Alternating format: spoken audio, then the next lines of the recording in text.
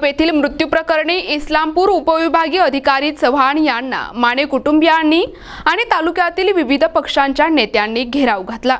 Kurlap police Thane नजीक असणारे शंकर माने यांच्या मृत्यूस जबाबदार असणाऱ्या सरपंच आणि इतर गावगुंडांवर अद्याप गुन्हा दाखल झाला नाही। तसेच हे गावगुंड फिर्यादीस खुन्नस देत असून या संदर्भात लवकरात लवकर कारवाई करण्याची मागणी फिर्यादी राजू माने, माजी नगराध्यक्ष चिमण डांगे, राष्ट्रवादी महिला काँग्रेस जिल्हाध्यक्षा सुष्मिता जाधव, शिवसेना तालुका प्रमुख सागर मलगुंडे आणि धनगर समाजातील पदाधिकारी उपस्थित होते। सामाजिक कार्यकर्ते शंकर माने साहेब यांचं सोमवारी 11 तारखेला आकस्मिक दुःखद निधन झालं।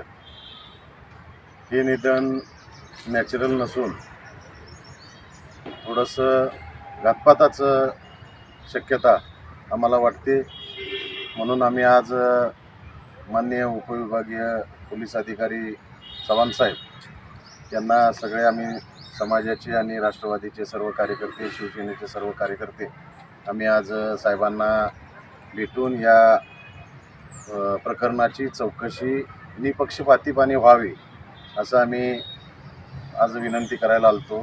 खरं तर कुरळप ग्रामपंचायतीनं कुठल्याही प्रकारच्या कायदेशीर बाबी पूर्णतः न करता डायरेक्ट घराला JCB आणून लावून घर पाडायचं काम आत्ताचे सरपंच, त्यांची बॉडी आणि काही राजकीय पदाधिकारी यांनी मिळून आणि कुरळप गावातील गुंडांनी मिळून घर पाडायचा प्रयत्न केला।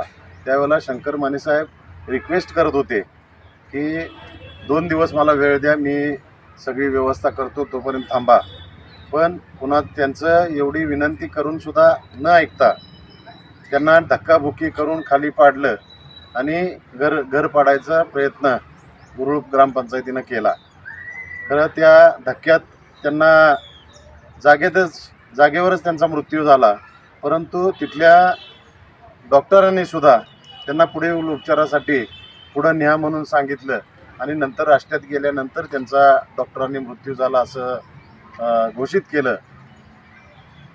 PM रिपोर्टमध्ये आमच्या माहितीप्रमाणे हृदयविकाराच्या धक्क्यानं निधन झालं असं सांगितलं, रिपोर्ट दिला जातोय।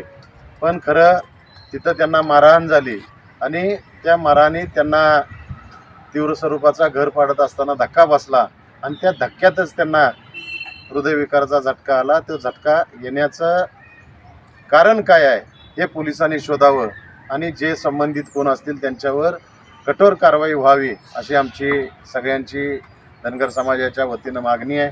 राष्ट्रवादीच्या वतीनं, शिवसेनेच्या वतीनं आमची मागणी आहे, जर पोलिसांनी निपक्षपातीपणे जर तपास केला नाही तर आम्ही याच्यापेक्षा उग्र आंदोलन करू आणि पोलिसांना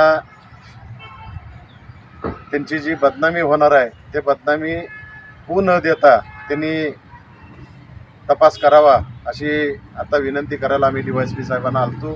DYSP साहेबांनी आजच कुरळपला जाऊन सगळे मी तपासचा प्रगती बघतो असं सांगितलंय। ते काय करतात बघून आपण पुढचा निर्णय आम्ही घेणार आहोत। NTV news Marathi, Ashta, Sangli.